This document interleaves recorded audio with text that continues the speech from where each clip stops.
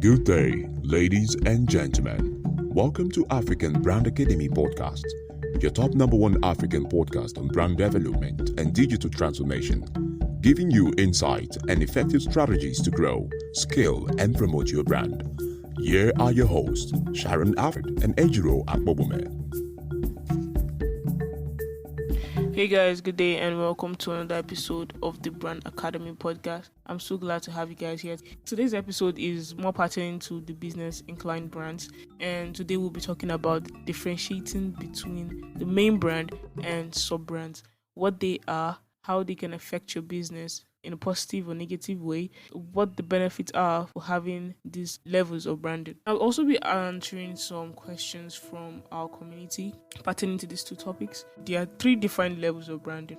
There is the corporate brand, which is like the Nike and the Dell. These brands are used across all the company activities. And the brand name is how they are known to their customers, their employees, their shareholders, their partners, and their suppliers. These brands may also be used in conjunction with product descriptions or sub-brands like Nike Air or Dell Inspiron. The corporate brand is the umbrella of any other product or sub-brands that is going to be coming from under the brands. We'll talk more about it as we go on.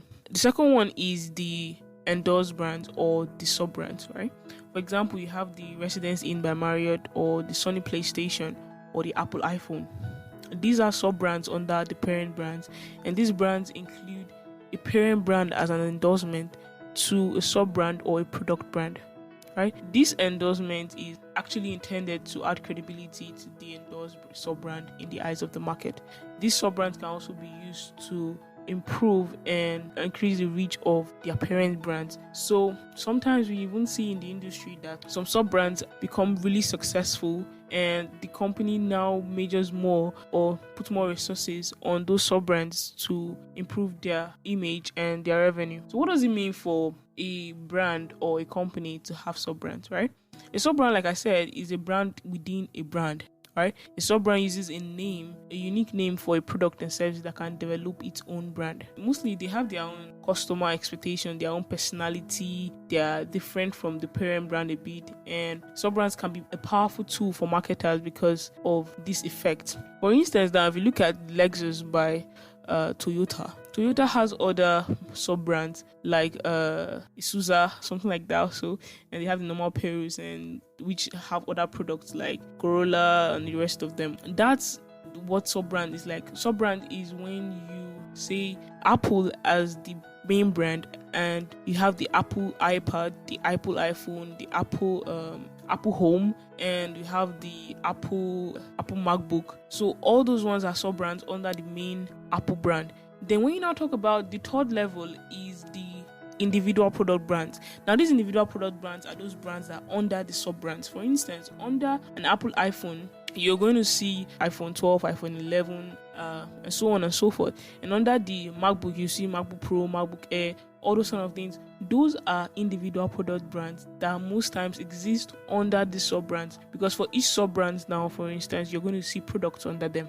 So those are what we call the individual brands. For example, Coca-Cola, Sprite.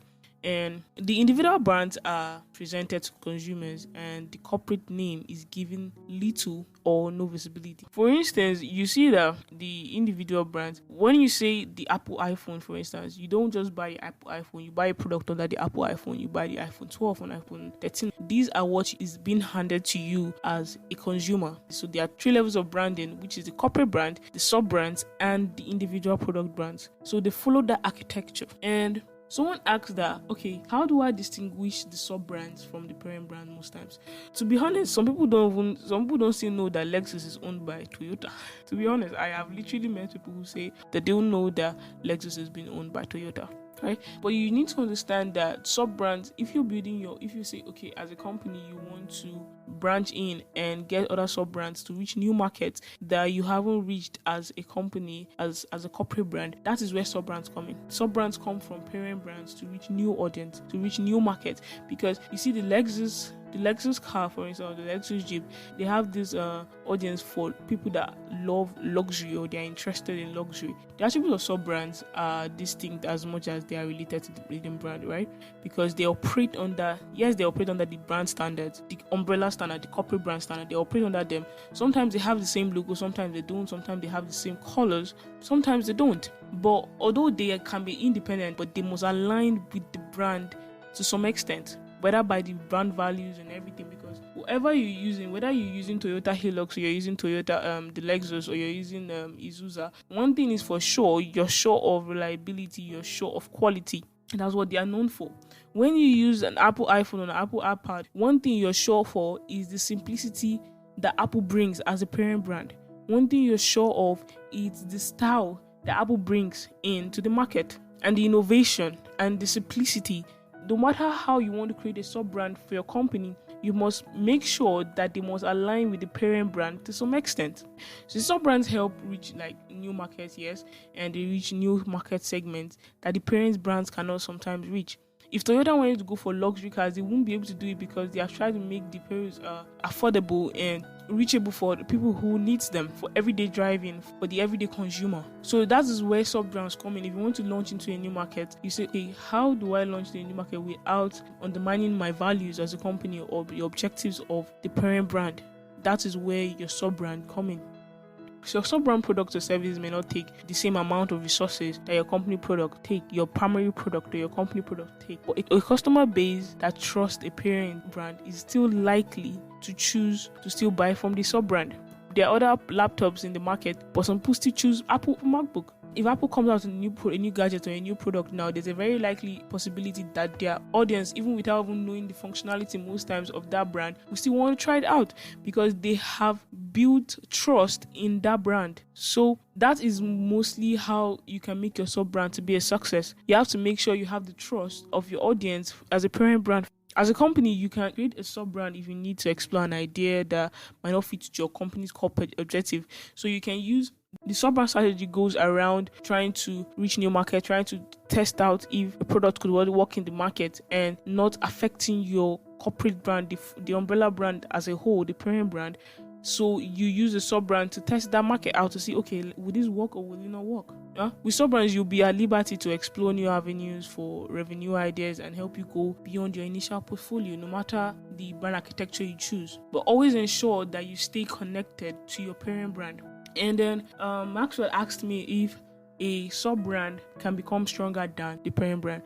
Well, I won't say stronger, but I would say more successful, because successful sub-brands can build positive perception and increase the exposure of the parent brand itself. So that's why I say it cannot possibly be that, okay, this one is going to be more stronger, but it can be successful. It can actually get to its objective and actually bring exposure to the parent brand and establish the brand loyalty and trust that even other sub-brands or products could not do. Likewise, customers who trust the corporate brand are more likely to try the new product under the main brand. Anytime that any of these big companies debut a new product or service, they capitalize on the goodwill of their corporate brand, which create trust in this product or services that they are bringing to the market. So there's almost 100% possibility that their audience base already will be able to trust the new sub-brand. So, but note that there is a difference between sub-brand and brand extension. I want to just talk a little briefly on this. Brand extensions are like additions to a ranged market under an already established name. If Apple decides to leave the gadget part and say they want to start, going to agric, right? Going to agric or something. Now that they are extending the brand. Brand extension can either make or break the brand. But to dive further into brand extension, brand extension is like a marketing strategy. But when a brand in one category extends itself to another category. So let's exchange that category with industry. So you're in one industry and you want to extend to another industry and see how it goes. Then that's brand extension. Oftentimes, this occurs when a brand achieves success. So that, for instance, let's take a look at Dangote.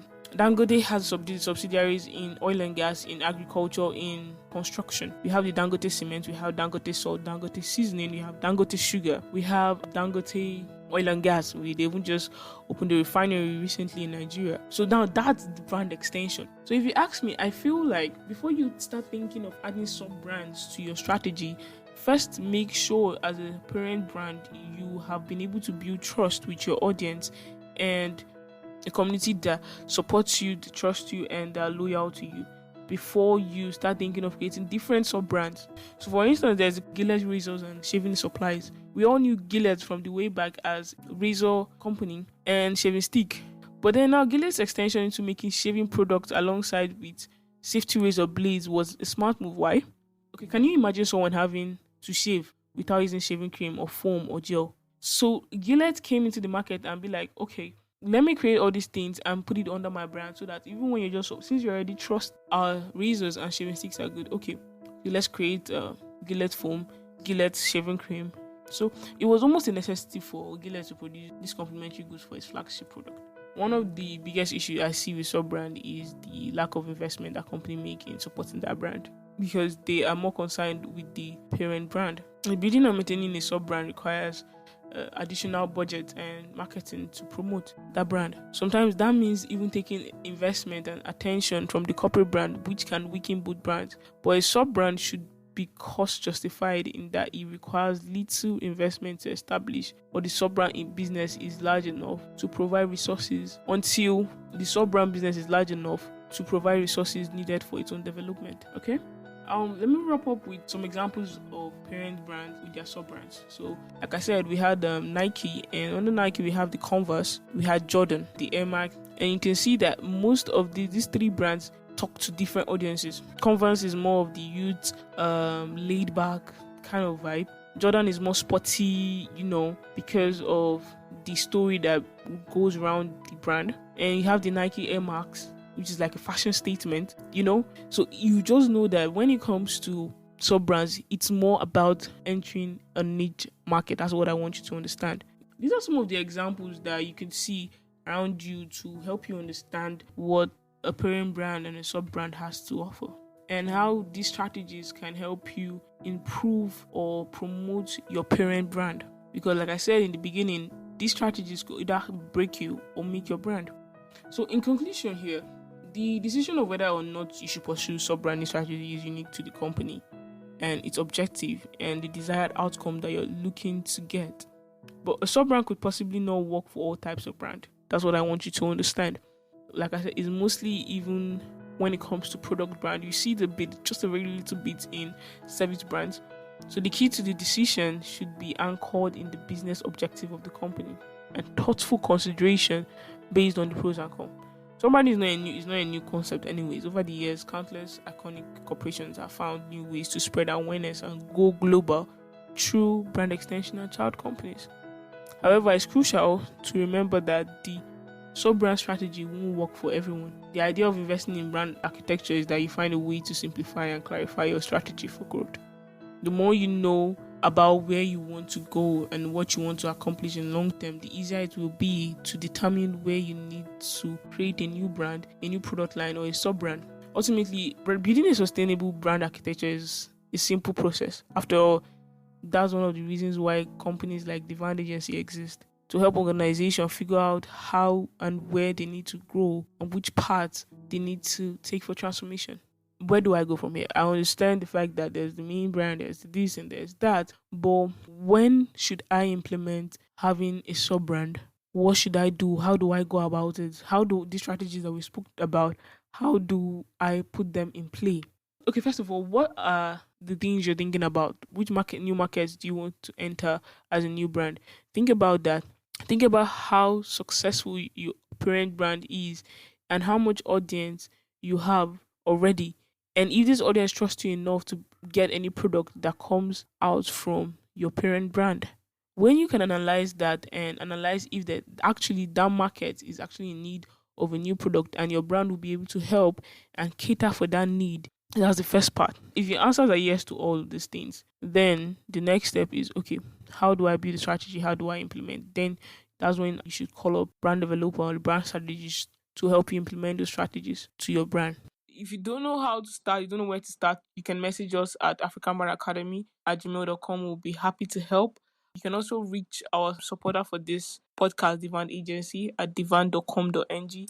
And they are a brand agency, so they will be able to put you through the whole process. Thank you for joining me this week. I'll be back next week with more information. So have a great week ahead, and God bless you, and I'll see you again next week.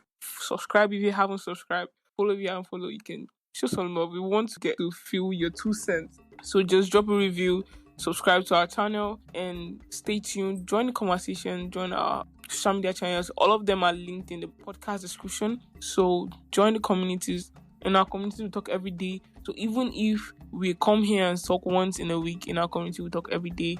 And if you're into Clubhouse, we would love to have you there. Okay, so I'm thinking of adding a new segment to the show, which is Ask Sharon. So if you have a question pertaining to branding or business development, you can email us at africanbrandacademy@gmail.com or message us on any of the social media platforms or social media communities, and I will be able to answer you on the next episode. It could be your question, and even if I'm not able to answer you here directly, I'd make sure to answer you in the communities. And this is Sharon Alfred saying ciao. Take care.